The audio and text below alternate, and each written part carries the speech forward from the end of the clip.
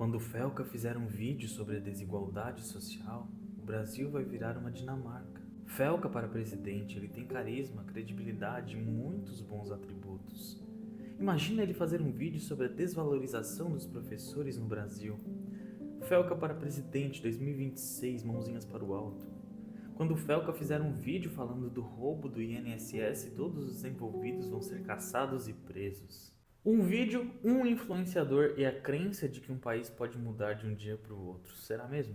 Essa não é uma ideia nova. A busca por um Messias, um salvador da pátria, acompanha o Brasil desde o período colonial. Hoje, no lugar de reis e messias religiosos, nós temos influenciadores, youtubers, mas a lógica é a mesma. Por que nós acreditamos tanto em figuras individuais? O que isso diz sobre nós como sociedade e, mais ainda, qual é o preço dessa esperança? Você já deve ter ouvido falar no mito de Dom Sebastião. Ele foi um rei de Portugal que desapareceu lá por volta de 1578 numa guerra, numa batalha no norte do Marrocos.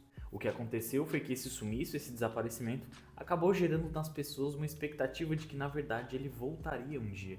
Então até hoje a gente tem seguidores do sebastianismo que acreditam que o rei Dom Sebastião voltará algum dia para trazer novamente a glória para Portugal e tudo mais. E o que me parece é que esse mito atravessou o Atlântico e se instalou na nossa alma brasileira. E ele vai reaparecendo ao longo da história em vários movimentos, como por exemplo Canudos e outras batalhas que aconteceram no país, onde um líder era visto como um messias que traria salvação para o povo. E esses líderes tinham essa capacidade de se apresentar como os únicos que resolveriam e seriam capazes de resolver os problemas e as mazelas do país. A diferença é que no mundo digital, esse messias não precisa de coroa, basta ter seguidores. O influenciador, muito carismático, porque ele trabalha com isso, acaba tomando o lugar de políticos, de intelectuais e até mesmo de líderes religiosos. O filósofo Guy Debord falava já lá na década de 70 sobre a sociedade do espetáculo, que é muito do que a gente ainda continua vivendo hoje. O que isso significa é que, basicamente, numa sociedade onde tudo é transformado em imagem, em espetáculo e em performance, o que importa não é a solução, mas parecer solucionar. Ou seja, há uma sensação de solução, mas o problema continua. O problema não é resolvido, mas parece que foi. E se antes o palco era ocupado por políticos e por líderes, hoje ele é preenchido por youtubers que falam frases certeiras. Isso porque a credibilidade não vem mais de você ter um cargo ou pertencer a uma instituição, mas simplesmente pela autenticidade que as pessoas percebem em você. Então, se você é autêntico, se você fala aquilo que as pessoas querem ouvir, automaticamente elas te dão credibilidade. E aí, quando a mídia tradicional é vista como distante, como acontece hoje em dia, com descrédito pela população e pelas pessoas, quando a academia fala difícil e não consegue se conectar com a população, quando a política é marcada pela corrupção e pela descrença, surgem vozes como a de youtubers e influenciadores que dizem o óbvio. E o óbvio, quando é dito com clareza, alcança as pessoas e vira revelação. Acontece que o Felca não pediu esse papel.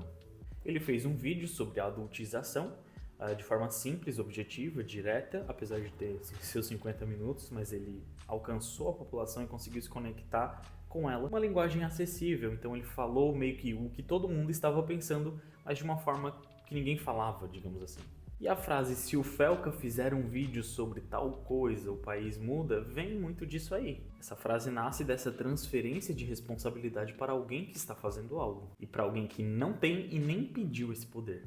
E é aqui que mora o perigo, essa idealização nada mais é do que o populismo na sua forma digital. E não importa se a figura é um político, um jogador de futebol, um líder, um famoso, um religioso, enfim, o mecanismo é sempre o mesmo. É essa crença de que um único discurso pode solucionar problemas que na verdade são estruturais e que vão ser resolvidos com o tempo.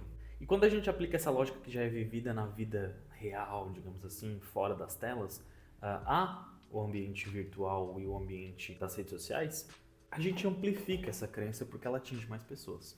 A questão não é que o Felca vai virar um messias digital ou não, mas que a gente sempre vai deixar de agir porque alguém está fazendo algo. A idolatria acaba gerando essa passividade. Então, se alguém está fazendo, por que eu tenho que fazer? Se o Felca ele tem um alcance gigantesco de milhões de pessoas, não tem por que eu me preocupar, não tem por que eu exercer a minha cidadania se alguém já está fazendo isso. E aqui a crítica não é ao Felca e ao que ele fez, de forma alguma. O problema é o padrão que a gente sempre vai repetir. A gente sempre vai esperar um outro para resolver as coisas. Quando essa figura falha, vem o quê? A frustração, o desespero, o cinismo e depois a busca por um novo Messias, um novo Salvador. E aí é um ciclo que vai se repetir. O sintoma é esse entusiasmo, esse hype em cima dessas figuras. Mas a causa é a terceirização dessas nossas responsabilidades. A cada vez que a gente diz, se fulano fizer alguma coisa, as coisas mudam, a gente está simplesmente lavando as nossas mãos e se eximindo da nossa responsabilidade de fazer algo quanto aquilo. E eu não sei se você é religioso ou não, mas eu faço parte de uma comunidade cristã. E um dos grandes problemas que a gente tem é que quando surge um problema na igreja, as pessoas apontam aquele problema. Surgiu um problema X dentro da igreja, então todo mundo começa a falar sobre o problema X. Um fulano vai e fala, olha fulano, tem um problema X aqui na igreja. Aí vem outro e fala, olha, isso é um problema. Ó, coisa X é um problema. Só que ninguém se dispõe a resolver aquele problema. Imagine só, se a gente está numa igreja, né, no templo e tudo mais, e o banheiro está entupido. Então todo mundo vai passar pela frente do banheiro, vai ver e vai falar assim, gente, o banheiro está entupido. Pessoal, o banheiro está entupido. E todo mundo vai começar a falar sobre isso. O banheiro está entupido.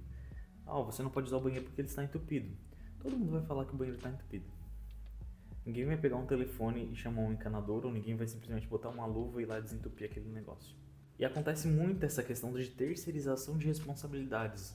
Eu vejo isso muito na igreja porque eu participo muito da minha igreja. Então, as pessoas acabam trazendo responsabilidades que às vezes são delas para lideranças, para pastores e tudo mais. Então, por exemplo, o meu filho ele está se afastando da igreja, então a culpa é do Ministério de Jovens e de Adolescentes da igreja. Ou então, o meu casamento está por um fio e a culpa é do pastor que não me aconselhou bem, que não me visitou. E o meu... Então, assim, todos veem os problemas, todos veem as questões e a maioria das vezes a responsabilidade é dessas pessoas. Esse exemplo do banheiro pode parecer bobo, mas se você parar para pensar, é um problema simples, relativamente simples, dentro de uma comunidade que pode se estender se ninguém simplesmente disser, gente, nós precisamos resolver essa situação aqui, e aí? Chamamos alguém, a gente vai pegar uma mangueira e desentupir isso aqui, como é? Então é um problema que às vezes vai ter uma solução coletiva, e não simplesmente... Claro, há problemas que podem ser resolvidos individualmente, como por exemplo, esse exemplo da igreja, seria um exemplo que se alguém fosse lá um desentupidor, desentupiria facilmente.